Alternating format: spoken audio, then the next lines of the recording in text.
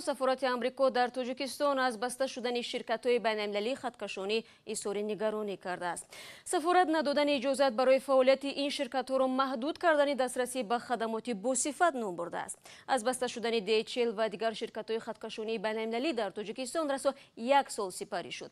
Қатъ шудани фаъолияти ширкатҳо номарасониро ба Тоҷикистон ва берун аз он мушкил сохт. Корафтодагон ҳоло маҷбуранд ҳуҷҷатҳову муросилотро тавассути ин ё он афрод ва ё ширкатҳои начандон боварӣ бахш бифиристанд. ҳамкорам Абдулла Шуров ин масъаларо таҳқиқ дорад ва ҳоло бо мо дар студия аст. салом Абдулла. асли нигаронии сафорати Амрико дар чист? Чаро онҳо аз баста шудани ширкатҳои хаткашонии байналмилалӣ садо баланд карданд?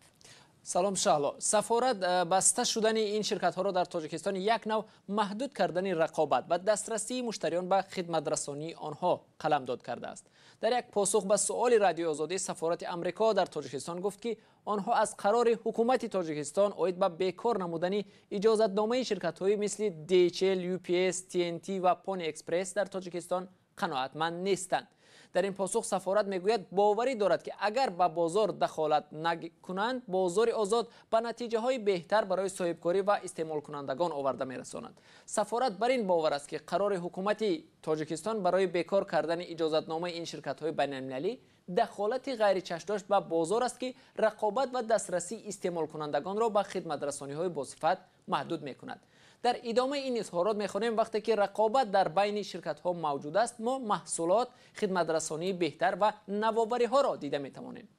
зимнан сафорату созмонҳои байналмилалӣ дар Тоҷикистон ки зуд ба хориҷа номаву муросилот мефиристанд, аз муштариёни фаъоли DHL ва ширкатҳои дигари хаткашонии байналмилалӣ буданд.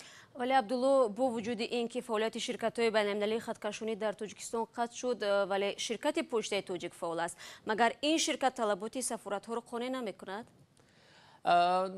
зоҳиран на. аз шеваи кори почтаи тоҷик на танҳо сафоратхонаҳо, балки шаҳрвандони оддӣ низ чандон ризо нестанд. Шаҳло, бисёриҳо аз муҳлати хатрасонӣ изҳори нигаронӣ мекунанд. чун барои мисол агар DHL номаро аз дуртарин кишварҳо дар давоми 3 шабонарӯз то Тоҷикистон дастрас мекард, номаҳои почтаи тоҷик дар давоми 6-7 шабонарӯз мерасанд. бинобар ин бо баста шудани ширкатҳои байналмилалии хаткашонӣ бисёриҳо тавассути ёру ошноҳояшон ба хориҷа хат ва ё ҳуҷҷатҳои заруриашонро мефиристанд.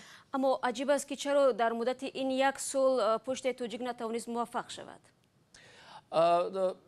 чун Шаҳло, воқеан ҳам почтаи тоҷик дар ин муддат талош кард ки хидматрасониашро беҳтар кунад ва ҳатто маъмурияти почтаи тоҷик ба ширкатҳои байналмилалии хаткашонӣ мисли DHL ва дигарҳо нома навишт ва хостори ҳамкорӣ бо онҳо шуд. почтаи тоҷик ба онҳо таклиф кард ки бо онҳо ҳамкорӣ кунад, вале ин зоҳиран почтаҳои байналмилалии DHL ва дигарон розӣ нашуданд ба ин таклифи почтаи тоҷик ва майли ҳам нишон надоданд. ҳарчанд бо баста шудани ин ширкатҳо даромади почтаи тоҷик хеле бештар шуда, таҷҳизоту мошинҳои хаткашониаш ҳам бештар шуданд. ташаккур Абдулла барои суҳбат ва бинандаи азиз, шумо метавонед тафсилоти суҳбатро аз сайти cw.ozodi.org бубинед.